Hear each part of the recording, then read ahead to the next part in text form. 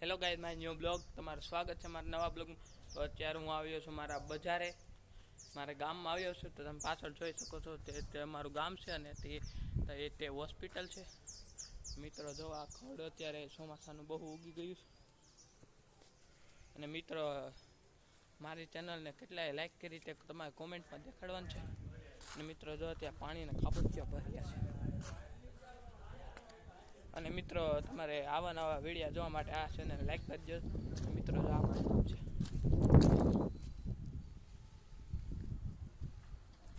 અને મિત્રો જો અત્યારે હું ઘરે જાઉં છું, મારું ઘર જોવું હોય તો કોમેન્ટ કરો। તો મિત્રો અમારું ઘર છે, જો મિત્રો ત્યાં ચામુંડમાની છબી લગાડેલી છે। અને મિત્રો જો હું અત્યારે ઘરે આવી ગયો છું અને મિત્રો જો અમારા ગામમાં રસ્તા ચાલુ છે। અને મિત્રો જો હું અત્યારે ઘરે આવી ગયો છું અને મિત્રો ઘરે લાઈટ નથી એટલે અંધારું છે। જો મિત્રો અમારો ભાઈ કટક્યું કરે છે, જોઈ લે ઘણી કટક્યું કરીને કે આખું મેં ફ્લિપકાર્ટમાંથી વસ્તુ લીધી તેને આખું મોટું પૂઠું હતું તેને કટકી કરી નાખી। બોલો મારા ભાઈ, હા હા। અને મિત્રો જો મારા બા માળા કરે છે, ભગવાનનું નામ લે છે, સ્વામિનારાયણ નામ લે છે। નામ મારા બા બહુ સારા છે, તેમનું નામ લાભુબેન કેસુર છે। અને મિત્રો તેમનો હું વિડીયો બ્લોગમાં મૂકવાનો છું। અને મિત્રો જો સાંજનો સમય થઈ ગયો છે અને આ મારું ફળિયું છે। મિત્રો ફળિયામાં અત્યારે જો વરસાદ આવી ગયો છે એટલે જમીન પલળી ગઈ છે, જોઈ લો। અને મિત્રો તમે અત્યારે ક્યાં છો તે કોમેન્ટ કરો।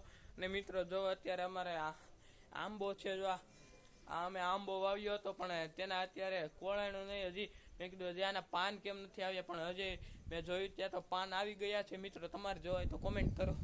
અને મિત્રો જો અને આ પાન હજી આવી ગયા છે, જોઈ લો મિત્રો, આ એના પાન છે। અને મિત્રો જો અમારે ઘરે ઘણી બધી વસ્તુઓ એટલે કે વૃક્ષો વાવેલા છે, તમને દેખાડું હમણાં। મિત્રો તમે આ મારી પાછળ જોઈ શકો છો તે છે જામફળી। તેમાં અમે જામફળ હજી એક વખત ખાધા નથી, એટલે ચોમાસું ચાલે છે એટલે જામફળ એમાં નાના થયા છે, તે તમને પણ દેખાડું। મિત્રો જો સામે એક જામફળ દેખાય છે, તમે જોઈ લો।